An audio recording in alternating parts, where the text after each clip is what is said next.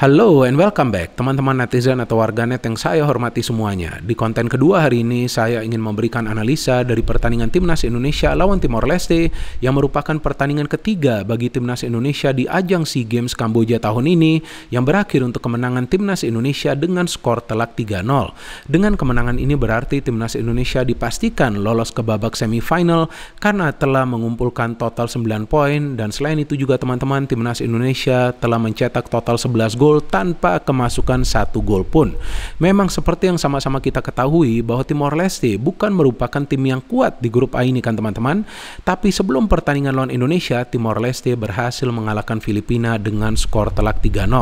Artinya untuk pertandingan ini mereka juga punya ambisi serta motivasi untuk mengalahkan Indonesia supaya membuka peluang untuk lolos dari grup A ini. Maka itu di pertandingan tadi sore kita bisa melihat bahwa para pemain dari Timor Leste bermain ngotot dan ekstra agresif sehingga menyulitkan para pemain Indonesia untuk menemukan ritme permainan. Tetapi perlahan-lahan para pemain Indonesia bisa menemukan irama permainan dan mencetak total 3 gol. Dan yang saya melihat di pertandingan tadi sore yang membedakan antara Indonesia dan Timor Leste adalah dari segi kecerdasan para pemain Indonesia dan juga stamina para pemain Indonesia. Karena terbukti para pemain Indonesia lebih pintar mencari ruang di area pertahanan Timor Leste dan para pemain Indonesia bermain dengan full energi sampai pertandingan berakhir. Maka itu ada fakta yang unik teman-teman dari SEA Games kali ini bahwa Timnas Indonesia lebih banyak mencetak gol di babak kedua. Seperti di pertandingan lawan Filipina, Indonesia mencetak 2 gol di babak kedua. Di pertandingan lawan Myanmar, Indonesia mencetak 3 gol di babak kedua. Dan di pertandingan tadi sore, Indonesia mencetak 2 gol di babak kedua. Artinya, para pemain sudah menjalin chemistry yang baik di antara mereka. Dan mereka punya fisik serta stamina yang kuat. Artinya, sampai peluit panjang itu dibunyikan, para pemain Indonesia selalu fight di atas lapangan. Dan lagi-lagi saya ulangi, memang Timor Leste bukan merupakan tim yang kuat. Tapi bisa kembali menang telak itu juga sesuatu yang spesial tentunya bagi para pemain. Maka itu saya pikir tidak ada salahnya kita bersyukur dengan kemenangan Timnas Indonesia dan juga memberikan apresiasi kepada para pemain karena mereka berjuang habis-habisan di atas lapangan. Tapi bukan berarti bahwa para pemain akan langsung puas karena perjalanan masih jauh. Dan seperti yang kita ketahui targetnya adalah untuk mendapatkan medali emas. Tapi untuk itu, seperti yang saya jelaskan di konten sebelumnya bahwa para pemain Indonesia harus fokus dari satu pertandingan ke pertandingan lainnya dan menganggap setiap pertandingan itu seperti pertandingan final agar fokus dan konsentrasi mereka itu terjaga 110%, jadi lebihin 10%. Dan saya melihat itulah yang dilakukan oleh para pemain Indonesia di 3 pertandingan mereka sejauh ini. Yang menarik bagi saya teman-teman di starting lineup tadi, Coach Indra Safri kembali melakukan 4 perubahan di lineup. Dan kali ini perubahan yang dia lakukan ini cukup baik. Karena yang pertama dia memberikan kesempatan kepada Adi Satrio untuk bermain sebagai penjaga gawang menggantikan Hernando Ari. Kedua, dia memainkan Komang menggantikan Ferrari. Ketiga, dia memainkan Rio Fahmi kembali menggantikan Bagas Kava. Dan keempat, dia memainkan Ananda Rehan Alif dari awal menggantikan Taufani. Kenapa Ananda Rehan Alif? Karena pemain ini agresif dan pintar dalam urusan membagi bola. Kemudian seperti biasa di belakang ada Arhan, di sebelah kiri ada Rizky Ridho, di tengah ada Dewangga, ada Marcelino, di depan ada Witan, Ramadan, dan juga Fajar Faturaman. Kalau menurut hemat saya teman-teman, ada 3 key player bagi Indonesia di SEA Games kali ini. Pertama adalah Marcelino, kedua adalah Fajar, dan ketiga adalah Rizky Ridho. Rizky Ridho sangat tenang di pertahanan, Marcelino kreatif di tengah, dan Fajar dinamis di depan. Sehingga kita bisa melihat ada sinergi antar lini. Plus ada pemain-pemain yang fight di atas lapangan seperti Dewangga. Bagus sekali posisi Dewangga sebagai gelandang bertahan. Dia cukup sering memenangi duel dengan para pemain tim lawan. Dia juga bisa sesekali memberikan direct pass yang akurat. Ananda Rehan Alif, wah udah gak perlu lagi dijelaskan peran dari pemain ini. Pemain yang sangat penting di skuad Timnas Indonesia U22. Dia punya energi yang sama ketika menyerang dan juga bertahan. Dan itu juga membantu Marcelino Ferdinand. Dan seperti yang pernah saya jelaskan sebelumnya, Marcelino kalau main secara bersama dengan Beckham Putra gak kelihatan kreativitas dari Timnas Indonesia. Tapi ketika mereka dipisahkan, ya contoh ya ketika Marcelino bermain di awal, kemudian Beckham masuk di babak kedua dan Marcelino ditarik keluar, kita bisa melihat bahwa kreativitas dari Indonesia itu tetap stabil.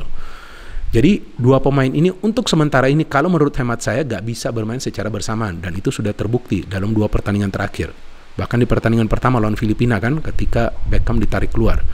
So dari jalannya pertandingan memang para pemain Timor Leste bermain ngotot, mereka bermain dengan garis pertahanan yang tinggi, dan mereka memberikan pressure kepada para pemain Indonesia agar mereka tidak leluasa menguasai bola, dan itu terus terang menyulitkan para pemain Indonesia. Maka itu mereka membutuhkan waktu untuk menemukan tempo permainan. Tempo permainannya itu seperti apa sih yang mereka inginkan? Yang para pemain Indonesia inginkan itu adalah untuk bisa mengalirkan bola dulu di tengah, jadi gak langsung memberikan bola ke depan.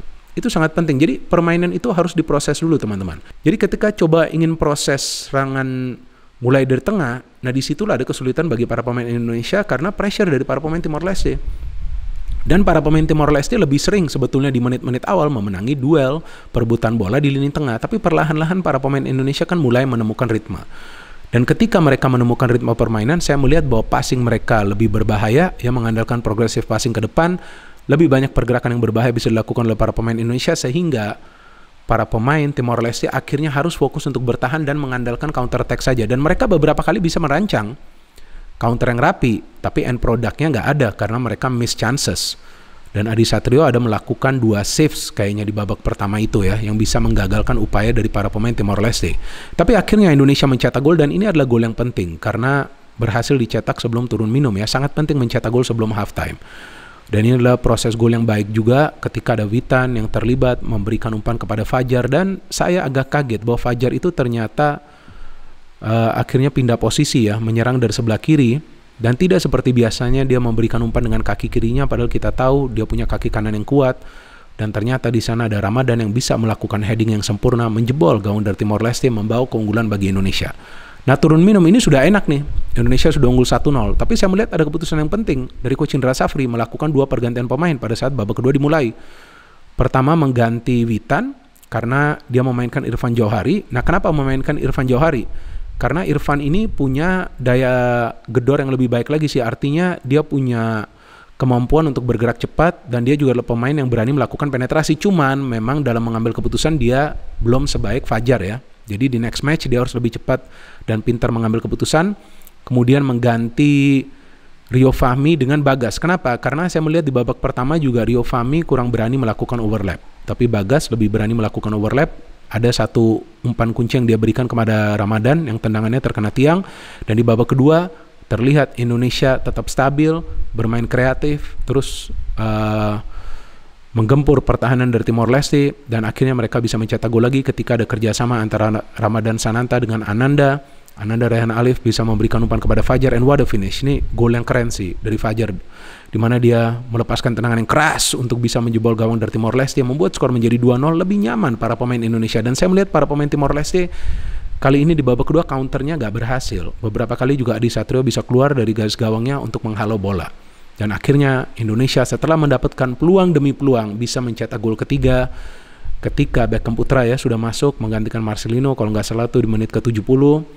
Dia melakukan pergerakan tanpa bola. Di sana kita lihat di sebelah kiri ada Arhan memberikan crossing, Beckham shooting tapi bisa diblok oleh pemain dari Timor Leste. Di sana ada Fajar shooting terkena tiang, tapi kemudian Fajar bisa mengantisipasi bola rebound untuk mencetak gol ketiga bagi Indonesia, melengkapi kemenangan bagi Indonesia. Dan setelah gol ketiga ini juga Indonesia mendapatkan beberapa peluang, tapi sayang tidak bisa melakukan finishing. Ramadan juga mendapatkan peluang di babak kedua ya, 2 peluang, 1 terkena tiang, 1 lagi depan gawang, tapi gak bisa melakukan finishing. Nah ini juga harus dibenahi oleh para pemain Indonesia, karena nanti kalau tim yang kuat, finishing harus bagus. Kalau bisa dari peluang pertama sudah bisa mencetak gol. So this is a good win for Indonesia, menambah kepercayaan diri bagi para pemain. Dan memang seperti yang kita ketahui bahwa lawan-lawan dari Indonesia bukan merupakan tim yang kuat di grup A ini, tapi ya mereka penting juga bermain serius, bermain baik, dan bertahan secara benar, menyerang secara kreatif agar mereka bisa menjalin chemistry yang baik di antara para pemain,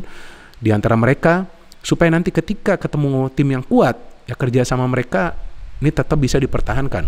Kemungkinan kan nanti di semifinal kita ketemu antara Thailand atau Vietnam ya, karena Thailand dan Vietnam itu kan sudah menang ya 2 kali di grup B ya.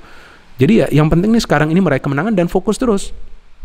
Jadi di setiap pertandingan ini harus fokus, harus bermain serius, gak bisa santai, harus bermain full energi seperti yang ditunjukkan oleh para pemain Indonesia, dan stamina harus dipertahankan. Karena nanti lawan tim yang kuat, yang diperlukan adalah fisik yang kuat, Stamina yang prima dan juga kecerdasan seperti yang ditunjukkan oleh para pemain Indonesia di 3 pertandingan awal SEA Games ini. Ayo teman-teman, kita tetap mendukung Timnas Indonesia. Saya paham sebagian besar dari teman-teman tidak optimis bahwa Timnas Indonesia akan mendapatkan medali emas, tapi bukan berarti kita tidak mendukung mereka. Kita harus terus mendukung mereka, dan saya berharap Timnas Indonesia akan bermain seperti ini di 3 pertandingan awal mereka, bermain penuh energi, bermain cerdas, dan kerjasama di antara para pemain bisa tetap dipertahankan supaya nanti di babak semifinal bisa bermain baik untuk bisa melumpuhkan tim lawan. No hate, no politics, only football. Salam sepak bola.